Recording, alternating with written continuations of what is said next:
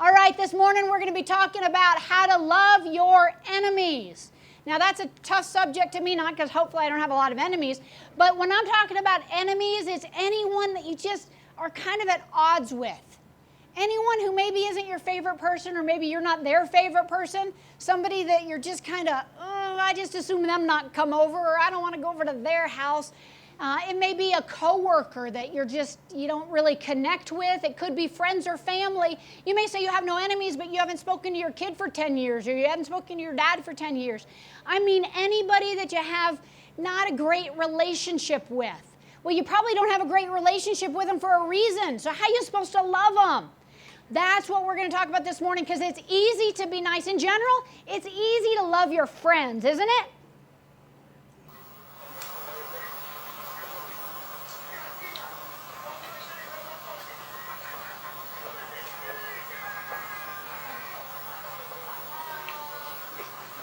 Yeah, you're just considerate. You're just nice. You're just sharing. It's usually easy to love your friends. It's usually easy to love your family. Not always, but generally.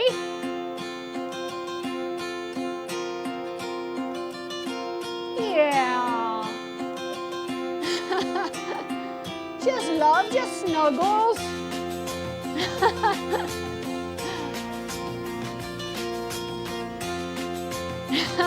It's usually easy to love friends. It's usually easy to love family, but sometimes friends and family, they're just not very nice. Sometimes. There's a little puppy trying to keep the big dog from getting any food at all.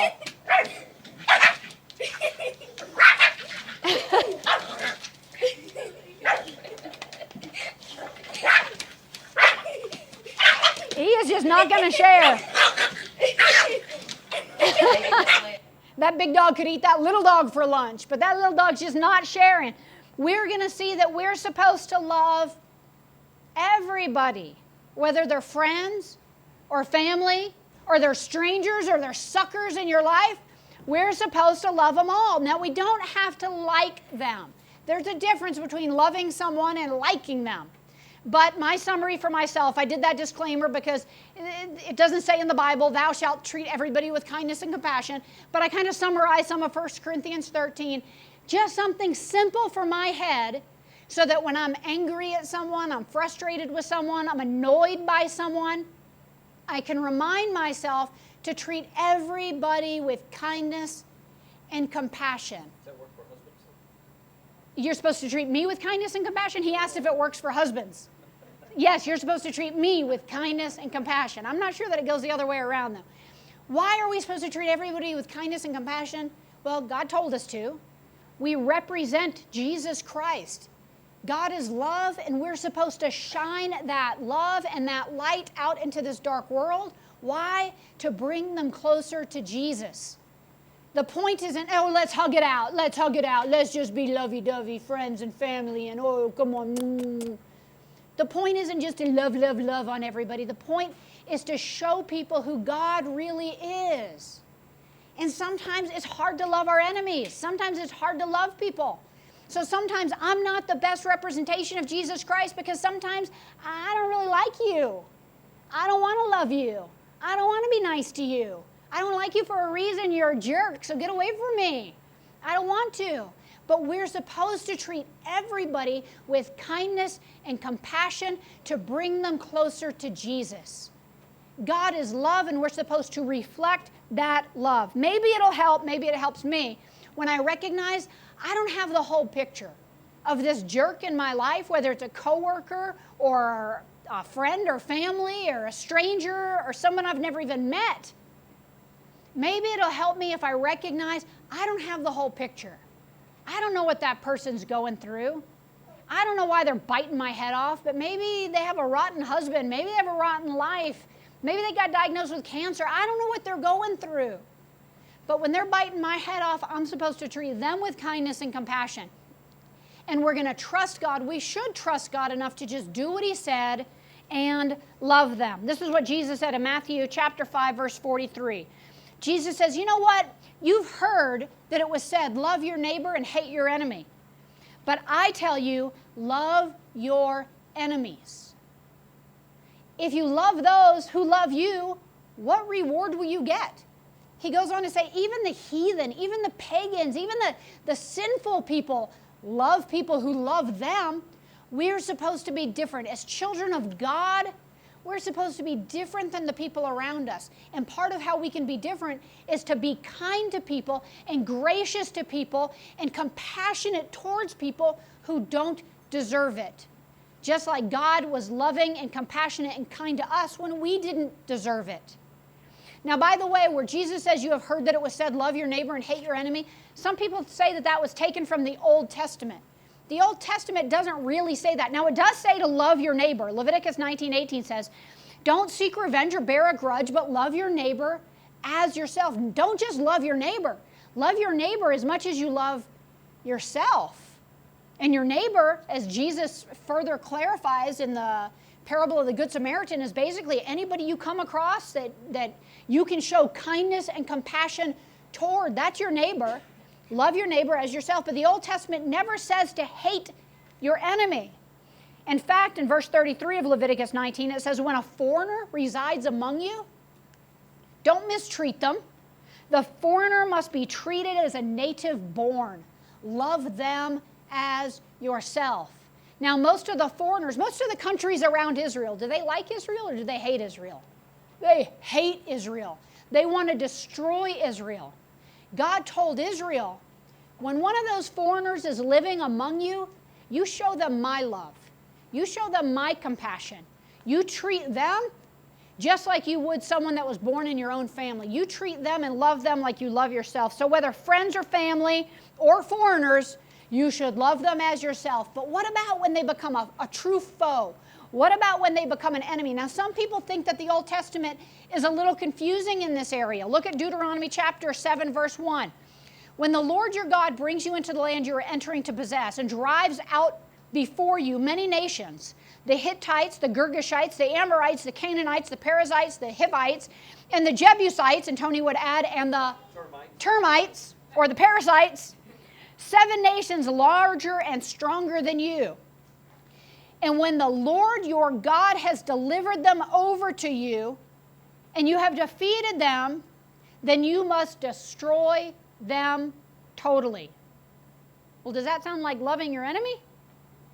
Make no treaty with them and show them what? No mercy. Well, that doesn't really sound like loving your enemy, does it? He continues in verse 3. Do not intermarry with them. Do not give your daughters to their sons or take their daughters for your sons.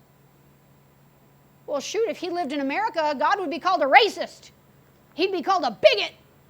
Was God being a racist? Was God telling individual people to hate other individual people?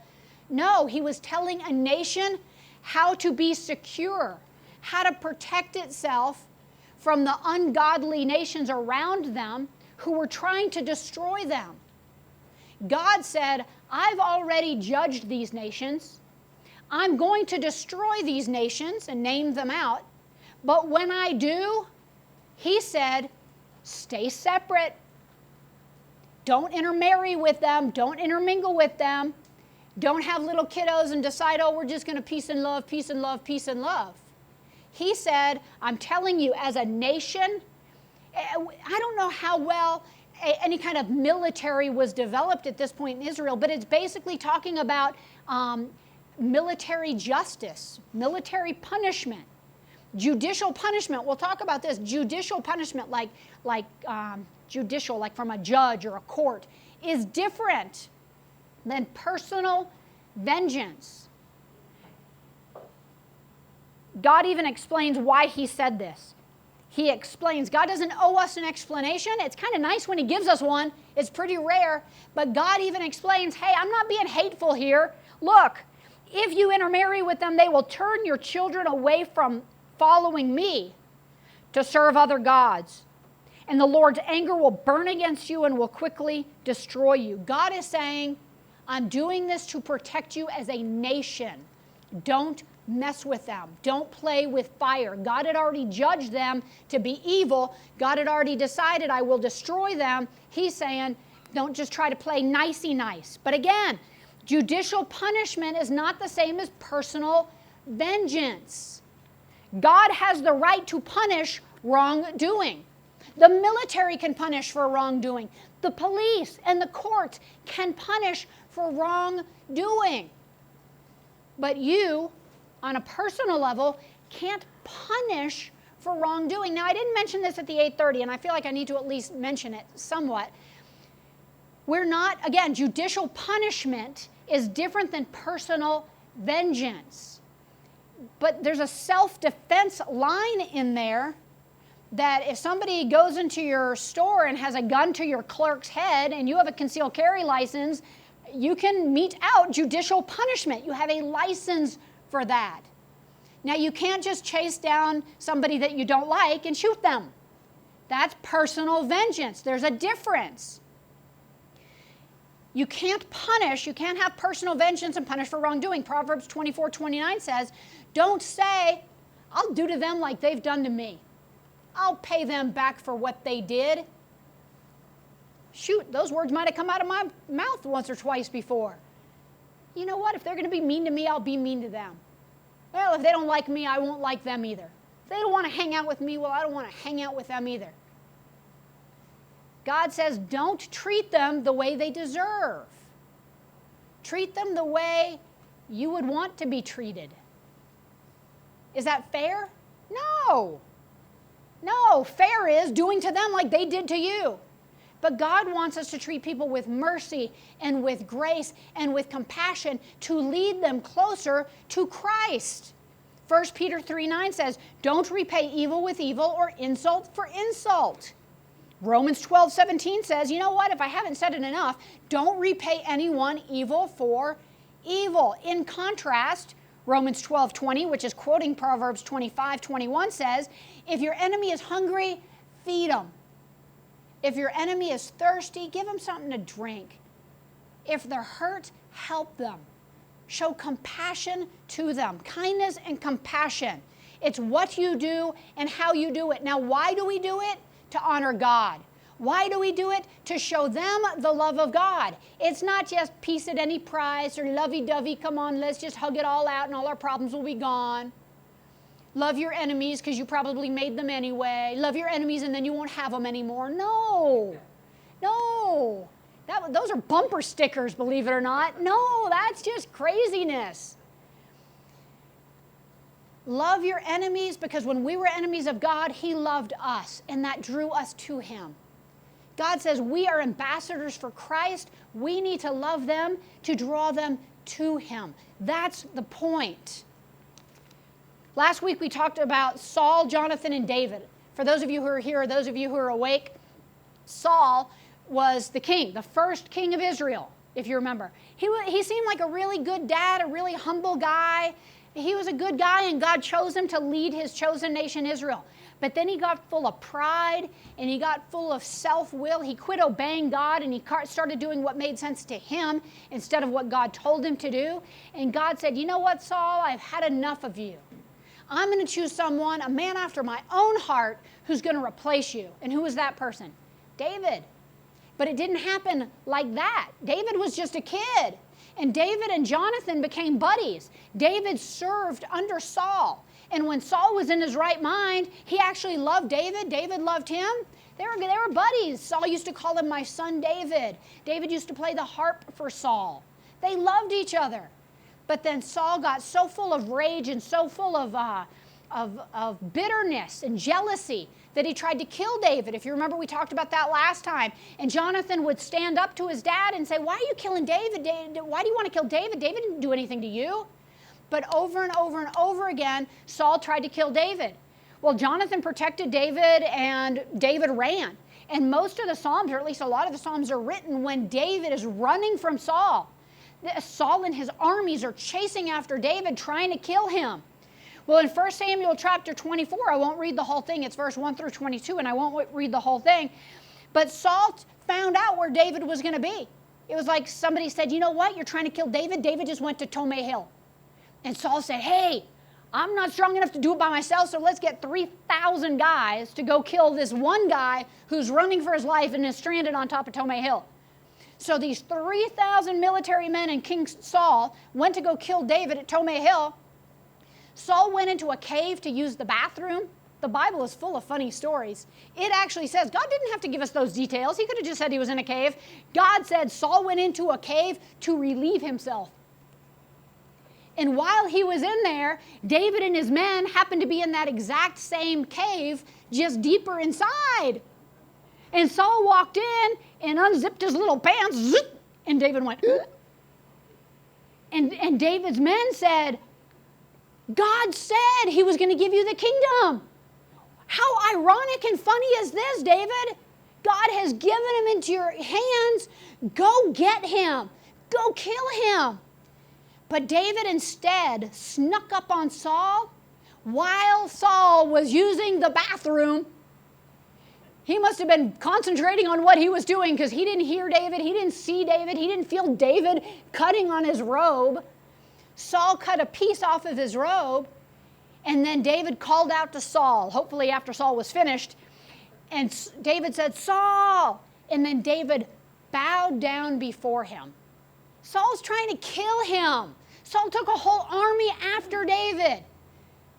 And that David had the humility, had that respect, that David bowed down to him. And he said in verse 10, this day you have seen with your own eyes how the Lord has delivered you into my hands in this cave. Some urged me to kill you, but I spared you. I haven't wronged you, but you are hunting me down to take my life. I love this next verse. In verse 12, David says, may the Lord judge between you and me. May the Lord avenge the wrongs you have done to me, but my hand will not touch you. Judicial punishment is different than personal vengeance. And David said, you know what? God's got this. God's the judge between the two of us. God can avenge me if he chooses between the two of us, but I personally, I won't touch you. Verse 13, as the old saying goes, David said, from evil doers come evil deeds. So my hands won't touch you. I think that's pretty gracious. That's pretty noteworthy. Another example from David. David was actually good at treating people who hated him with love, with kindness, with compassion. He was the king now. If you remember, King Saul died in battle. So did Jonathan. He died in the same battle, not against David, after the Philistines, after Israel's enemies. David never hurt King Saul, never hurt Jonathan. After Saul and Jonathan died, they appointed David king over Judah. But there were some tribes in Israel that held on to the kingship for Saul, and Saul's son was appointed king over Israel. The kingdom hadn't been officially divided yet, but there was just this infighting, almost like a little civil war. And the family of Saul, again, Saul is dead, but Saul's family is fighting. The king of Israel is now fighting against the king of Judah, which is David. And there were many wars that took place between these two rivals now, these two rival kings now. Again, this is military, not personal. Well, a man from Saul's family, so David is with his men. He's actually running from his son Absalom. Remember how last week I said that Jonathan could have tried to take the throne from King Saul. He probably would have had enough support that he could have taken the throne from King Saul, but he didn't. He respected his father. He wanted to think the best of his father. He wanted to lead his father down the right path, tried to lead him to get closer to God, but the father refused, and then Jonathan had to separate himself from him, if you remember. Well, it happened all the time where kids took the throne away from their king dads. They would kill their dads to become king. Absalom, David's son, after David was appointed king of Israel by God's own choosing, Absalom tried to kill David, wanted to kill David so that Absalom could become king. So David is actually fighting still with Saul's family, and now he's running from his own son Absalom, who's trying to take the kingship from him. Well, while he's on his way, a man from Saul's family, so again, David's at war with everybody. He's trying to really, it sounds like, do the right thing, but everybody hates him. A man from Saul's family named Shimei was cussing and throwing rocks at King David. It would be like us throwing physical rocks at President Obama. cussing at him, throwing things at him, kicking up dirt in his face. And of course, David had secret servicemen, had special forces around him. And they said, you know what? Oh, well, first Shimei said, get out, you murderer, you scoundrel. The Lord has repaid you for all the blood you shed in the household of Saul, in whose place you have reigned. Well, again, David was honorable. David didn't kill Saul. David could have, but he didn't. He was honorable. But since that time, there was a lot of fighting between the house of Saul and David. Shimei said, the Lord has given the kingdom into the hands of your son Absalom.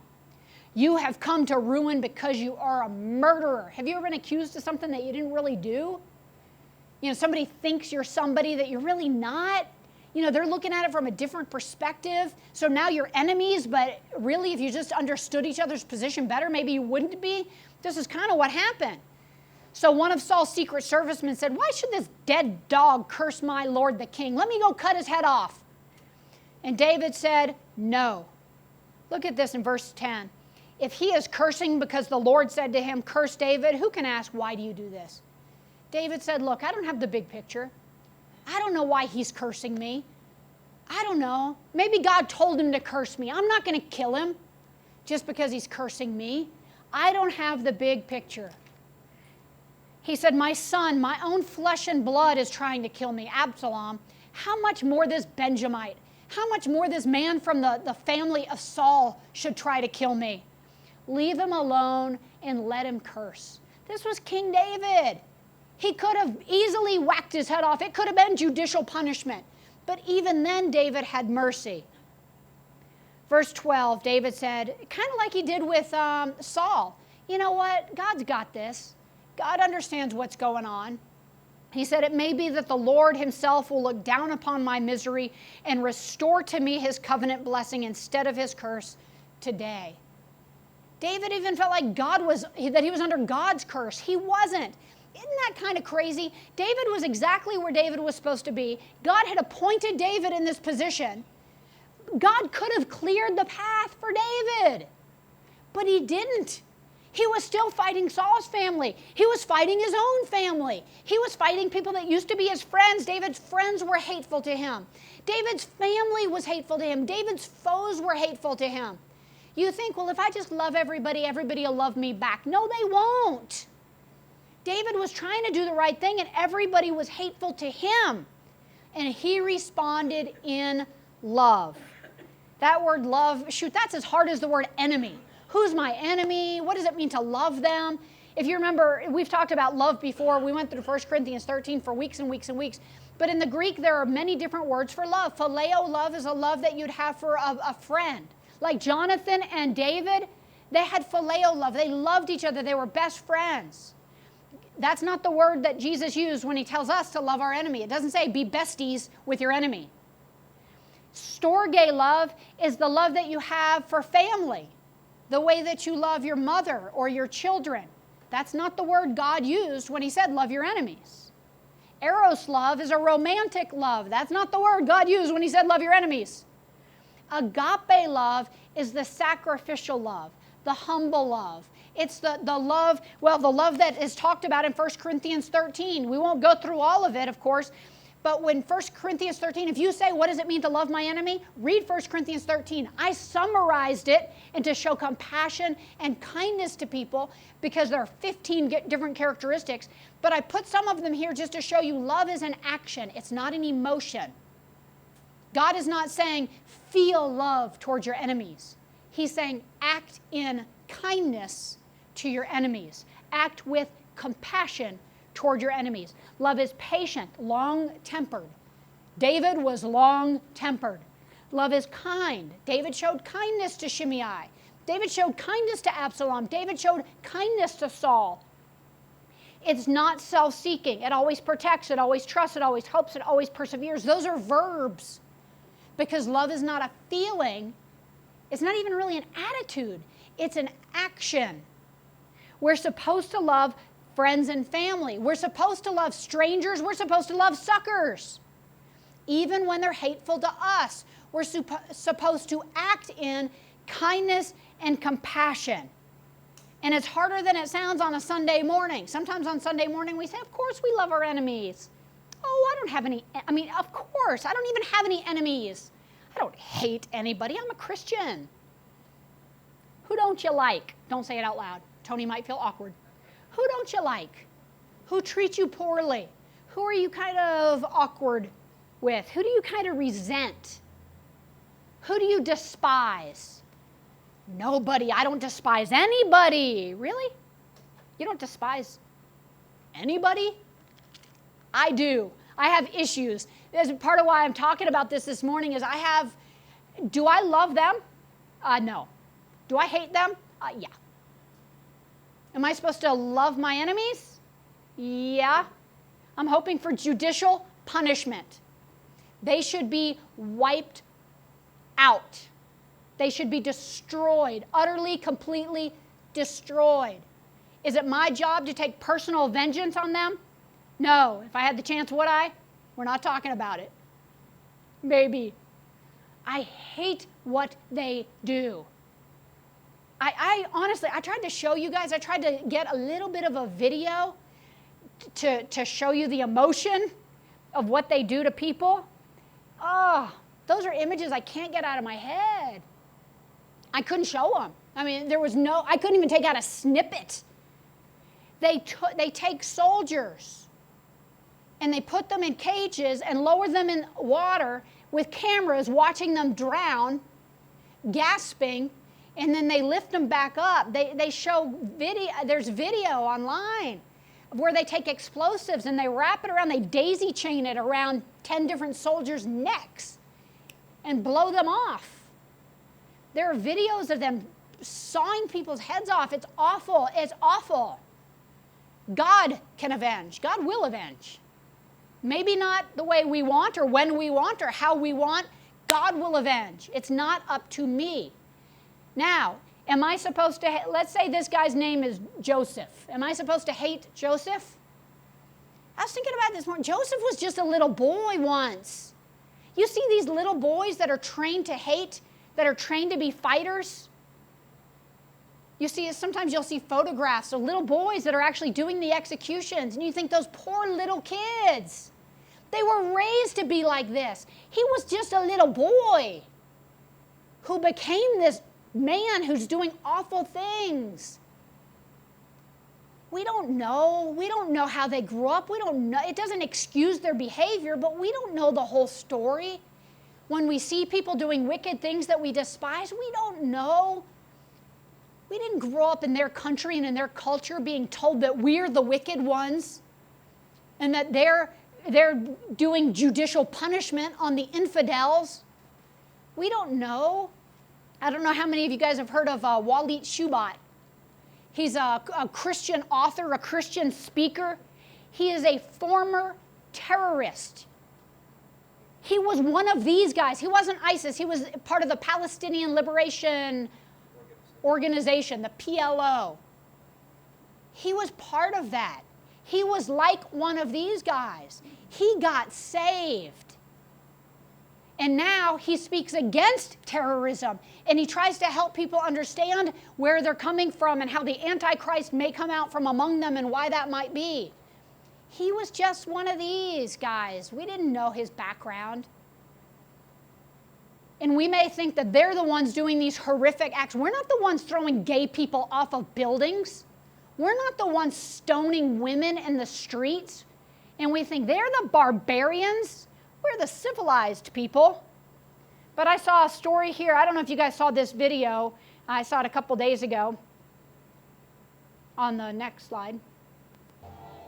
That's a 4D, those new 4D ultrasounds that they have of a baby still in the womb. Looks very crowded in there. But that's amazing. You know, where people try to say, oh, it's just a blob of tissue. That's a baby yawning and sucking its thumb and stretching, waving. I don't know if you realize that in New Mexico, it's legal to take a baby just like this, all the way up until the time that they're born and kill them. Do you know that? Not in every state, but in New Mexico, maybe I'm the poor woman whose husband left her, and financially, I just can't do this. I'm under emotional distress because I can't raise a baby by myself, and the doctor with compassion says, oh, it's okay, we can take care of your problem. And they can take an instrument and put it through the back of the baby's very soft scalp, scramble its brains, take another instrument, crush its skull. This is how they do it. You can watch videos of this online too. We don't like to think about it because, again, we don't like to think of ourselves as the barbarians. They're the barbarians. And then they cut the baby up piece by piece. The left arm and the right arm, and then the leg, make sure they get a foot. Then they have to piece the baby back together. They can recognize all the little parts. It's not difficult to make sure that they didn't leave any baby limbs inside the mother so that the mother doesn't get infected. It's legal to do that because I'm in emotional distress. My blood pressure's up and I don't know how that's going to affect me long term, or my baby might be burnt. Now we have ways to tell if our baby's going to be born with birth defects. Well, this story is, and I don't remember the whole story, and I apologize, I don't remember the details, but there was a youth camp here in New Mexico. This was on the national news, we saw it yesterday.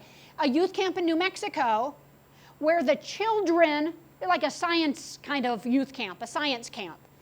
The children were dissecting the brains of aborted babies. Right here from UNM. Babies that were aborted. We get the body parts. We're not supposed to profit from the body parts, but UNM gets the body parts sometimes. And then they sent them, I'm sure unbeknownst to the parents, I'm sure unbeknownst to the kids, they didn't know they were dissecting babies' brains. I don't know what they were told. I don't know all the details of the story, and again, I apologize for that, but I just saw this story yesterday. Here, in our own state, I think one of them had cleft palate, one of them had Down syndrome, one of them I think were twins, I think even conjoined twins, and they probably felt like, oh, the poor mother, she can't deal with this right now at her stage of life. The poor mother will just do the compassionate thing and crush this baby to death. We are barbaric. You know that they look at us the same way we look at them. They see our sinful lifestyles. They see our opulence. They see our selfishness. They see what our priorities are as a country, and they hate us just like we hate them. I'm not excusing them for what they do. There's still a place for judicial punishment. I'm just saying that we don't really have the big picture. We only get the news that our news people give us. And you know that those people only get the news that their people give them. Oh, we have breaking news coming in from the BBC. Where does the BBC get their news? And where do they get their news? Who knows what's really going on? I think I've told you before when I used to travel a lot to do medical conferences, no exception that I can recall, but virtually every one, if not every one of my cab drivers was a Muslim. Just the way it was. And I'm always up for a good religious conversation, and somehow we'd always start talking about the Bible, talk about the Quran, talk about Jesus and Muhammad, and I remember my last conference that I can remember, the last cab drive I can remember, and he said, you know that what is reality in the Middle East is not what your news people are telling you. It's not what your government is telling you. Well, of course I resisted because my government's always going to tell me the truth. Yeah. But I'm sure not going to listen to this Muslim's truth over my government's truth. And this Muslim said, most of the Arabs are actually at peace with most of Israel.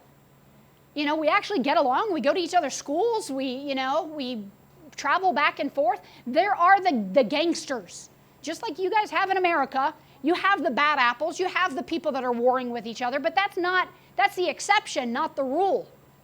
Well, of course, inside, I fought against that. Because it's the evil Palestinians, it's the evil Muslims that are fighting against Israel, God's chosen nation. Israel doesn't follow God any more than those other people do. Israel rejected Jesus, rejected the Messiah. Now, Israel is God's chosen nation, but they're disobedient to God, just like the Palestinians are disobedient to God, just like we're disobedient to God. America's no more godly, any more holy. Hopefully we have a few more Christians that love God and will follow God. But I'm just saying, we all look at life through our own perspective. And we're supposed to love our enemies because we don't get the big picture. We don't understand the big picture. And sometimes if we do, it may look a little bit different. Regardless, we should obey God by loving them. They were the bitterest of enemies. For more than a decade, here on the streets of Milwaukee, two men shared a mutual disgust. One was a hard-nosed cop named Ray Robakowski. I wasn't a social worker, I was a police officer. My job was to take care of what needed to be taken care of. Which is why you didn't like him. Oh, definitely didn't. The other, No. a drug dealer and gangbanger named Jacob Macklin. Jacob got arrested so many times you can watch him grow old in his mugshots. And it was that career thug and this officer who sat down one day over a cup of coffee. The district attorney's office arranged it. The meeting was to see if cop and criminal could work together and come up with a way to get out of this vicious cycle. But neither guy was buying it. Ray was only here because his boss made him come, and Jacob was tricked into coming, told he had a job interview. So they basically just glared at each other the entire time. What were you thinking? You're gonna screw up and I'm gonna find you and put you back. He was dead set on putting you back in jail. Yeah. I'm glad he changed his mind. He sent me on maybe 14 or 15 interviews in 2 weeks. And one of them was Community Warehouse. Community Warehouse is a nonprofit home improvement store that hires ex-cons and teaches them job skills. Which one did they pay for? Jacob started working here 8 years ago and is now on the management team. To this day, he can't thank Ray enough. You grateful? Very. Oh man, very. He said very, at least half a dozen times. Very much so. And as for that very helpful cop, he retired from the police force last year. But you still wanted to work. You wanted a job. Yeah? So who did you turn to for work? Jacob Macklin. And he laughed. Now he held the cards. But, I wanted to be here. Through Community Warehouse, with his new friend Jacob, Ray has now helped more than a dozen other ex-cons leave their past behind. Is Ray a different guy than he was when you first Oh, met? definitely. Oh, did I say that too loud? Pretty loud. Jacob, of course, is equally unrecognizable. Today, his only high-speed chases are around swing sets. He's got 4 kids and has vowed the cycle stops with him. All proof that if you can find the trust, sometimes your enemies can be your best allies. We don't know the whole picture. We need to obey God by loving them. Again, not just this touchy-feely, let's hug it out and let's all be best friends. No. God gave his love to us while we were enemies to God. We are to reflect that love to draw them to Jesus Christ. Our goal isn't just to peace at any price. It's to love them and show them the love that God offers. Love your enemies, friends or family, strangers or suckers. Try. This week I'm going to try. I'm going to try all week. And then maybe if I remember it next week, I'm going to try again to treat everybody with kindness and compassion because I'm an ambassador of Jesus Christ. And sometimes I don't reflect that the way I should. I want to. I want if somebody finds out that I'm a Christian, they go, oh, that makes sense. Not really? Not that anyone would. Let's try to treat everybody with kindness and compassion as a child of God this week. I know it's hard, but let's try. Let's pray. Lord Jesus, thank you for loving us even when we didn't love you back. But thank you because you loved us, we were able to love you back. And now we're able to show that love to people who are equally as unlovable as we were. God, help us treat people with kindness and with compassion, recognizing we don't have the whole picture. We don't understand the whole story. We don't know their background. We don't know what they're going through. It doesn't matter. You told us to love them. You told us to love people who are hateful to us. God, we recognize that's not fair, but that's merciful and gracious, and that's what you want us to be, because that's who you are. God, help us reach this world for you. Help us shine that light and show that love to the world that you showed to us. God, give us the courage to not just love them, but to tell them about you so that you can love them and so that they can love you back. We love you. We praise you. Please give us the strength to love our enemies. Give us the humility to love our enemies. Help us reach them for you. It's in Jesus' name we pray. Amen. Thank you, guys.